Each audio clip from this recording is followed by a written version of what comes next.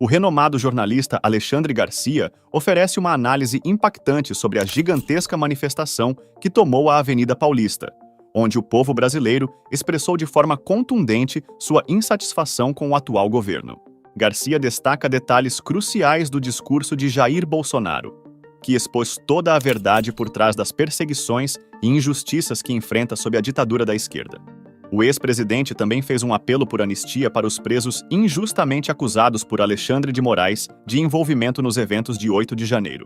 O jornalista também comenta sobre o discurso impactante do pastor Silas Malafaia, que trouxe à tona a real situação do Brasil, revelando a verdade por trás dos atos cometidos pelo presidente Lula e pelos ministros do STF contra o povo brasileiro.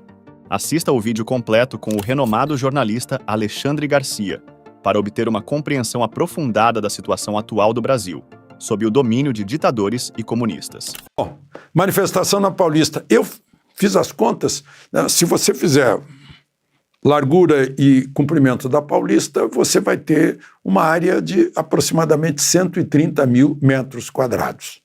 Se puser 5 por metro quadrado, que fica bem apertadinho, dá 650 mil pessoas. Eu estou cansado de dizer aqui que é impossível 1 milhão, 2 milhões ou 3 milhões na Paulista, né, com base no propriedades gerais da matéria, né? Não pode ocupar o mesmo lugar no espaço ao mesmo tempo, só se for uns por cima dos outros, né? 650 mil pessoas, porque a Paulista estava cheia. E cheio de drones em cima para impedir, né? Eu acho que o pessoal aí de uma certa mídia deve estar se corroendo porque não pode desmentir as imagens dos drones. Não pode, não tem como, não tem saída, né? E tudo isso a despeito dos bloqueios que eu vi pelas redes sociais. Houve bloqueios, né, disfarçados ou não. Até acho que isso é motivo para a CPI, porque afinal já discutiram no Congresso Nacional, a Polícia Rodoviária Federal, na última eleição, estava trancando eleitores de Lula no Nordeste e tal. Saber agora, para impedir o direito de manifestação que está garantido pelo artigo 5º da Constituição, que é uma cláusula pétrea. Todos têm o direito, direito de ir e vir e a liberdade de reunião sem armas. Então, qualquer movimento tendente a bloquear um desses direitos pétreos, fundamentais, é um crime contra a Constituição. Isso é gravíssimo, né? Se for, né? E outra, né, um monumental erro, né? De cara, começou o dia detendo, tirando o passaporte do jornalista português Sérgio Tavares. Sérgio Tavares, acho que muita gente no Brasil já conhece. Ele cobriu o agro rebelde nos Países Baixos, né, na Bélgica, Holanda, na Alemanha, na França, na Espanha, na Itália, né, e nunca nenhum policial perguntou para ele: o que você está fazendo? Nunca. Pela Europa toda. Cobrindo gente que estava jogando estrume pela janela de autoridades francesas, por exemplo. Aí ele desembarca em Guarulhos e já fica de lado. Ele já estava...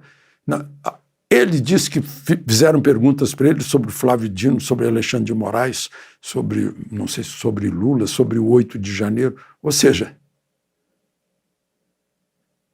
aí estávamos monitorando um jornalista europeu. Bom, o fato é que ele ficou até 11h30 da manhã lá, detido, foi à delegacia prestar depoimento, depois foi liberado. Gente, se ele quisesse fazer um golpe de marketing, não faria melhor. Foi assim um erro monumental, né?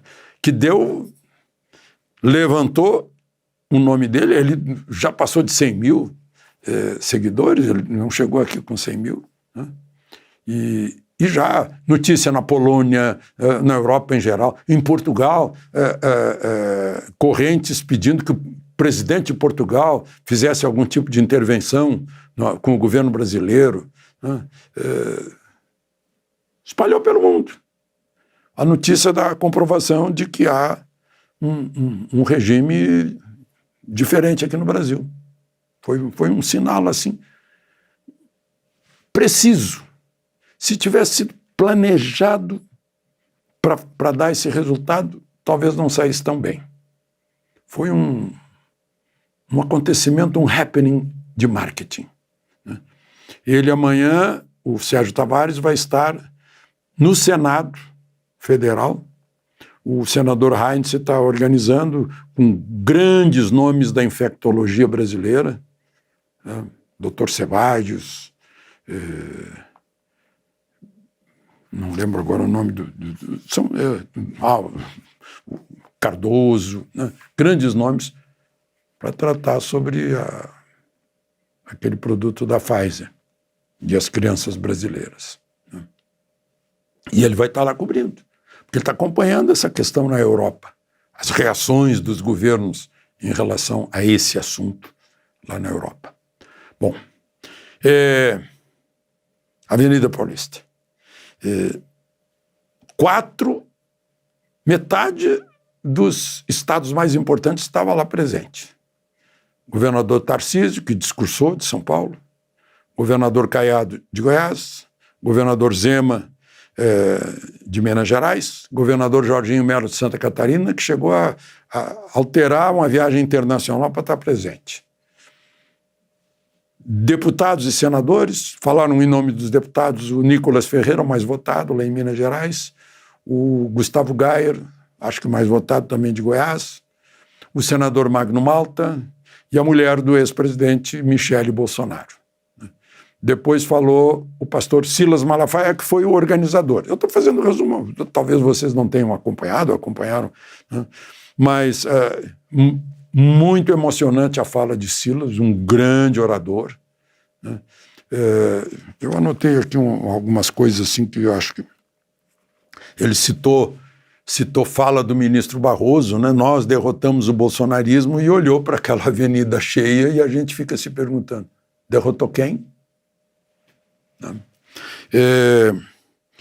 Fez todo mundo cantar um trecho do hino à independência, ou ficar a pátria livre, ou morrer pelo Brasil.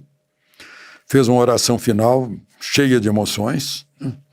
E depois encerrou-se com a fala de Jair Messias Bolsonaro, que entrou visivelmente protegido por um colete à prova de bala que estava abaixo da camisa da seleção.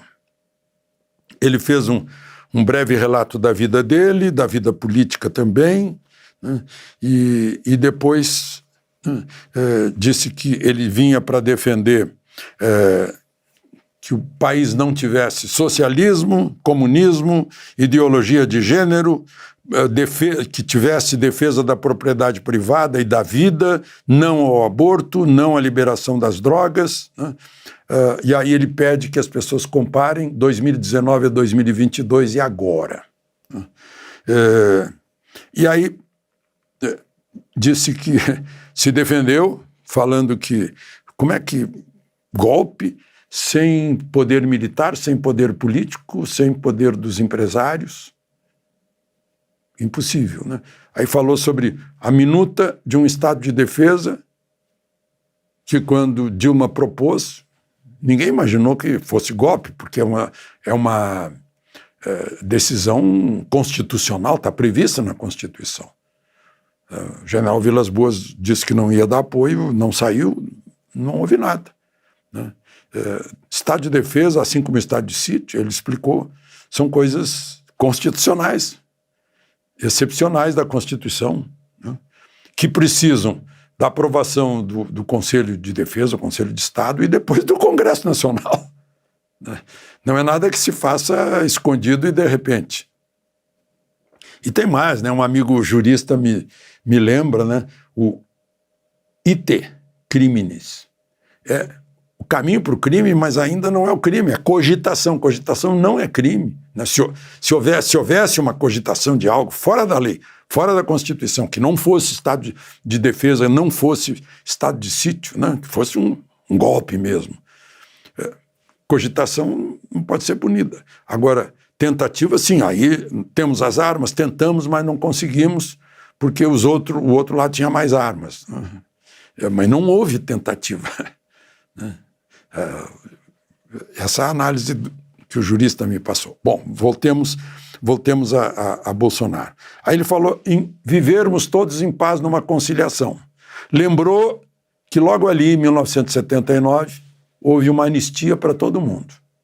Os que pegaram em armas, os que sequestraram, mataram, jogaram bombas, né, assaltaram bancos, todo mundo anistiado. Né.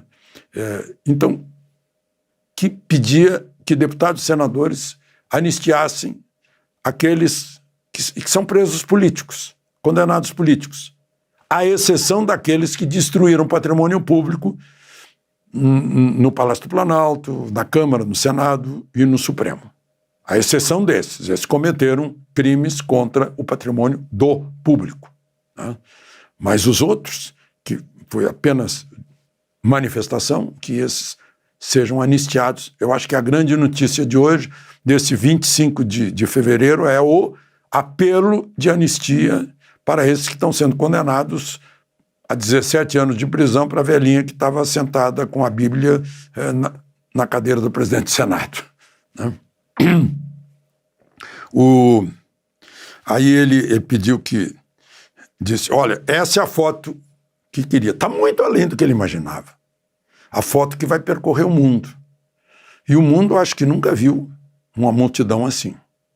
Gente, a maior multidão do mundo foi em Seul, na Coreia, quando o Papa foi lá. 800 mil. É que o pessoal sabe contar. Né? E agora, eu não sei se tinha 650 mil manifestantes, mas a matemática e a geometria, né, tirando a área, 130 mil metros quadrados, a 5 por metro quadrado, isso é apertado, dá 650 mil. Pediu que Deus ilumine a todos, inclusive aqueles que são contrários a nós, né? Pediu que todos caprichem no voto na próxima eleição municipal para prefeitos e vereadores, para preparar 2026, e que não podemos ter um poder que afaste um lado do cenário político. Né? Pediu uma saudação à PM paulista, à Polícia Civil, à Guarda Metropolitana, lembrou do pai dele, né? Tomou a Michele pela mão, começou a falar pelo coração, terminou dizendo que o Brasil seria muito bom não havendo vencedores nem vencidos. E aí todos de mãos dadas fizeram uma oração. Que Deus nos proteja. Foi um grande dia.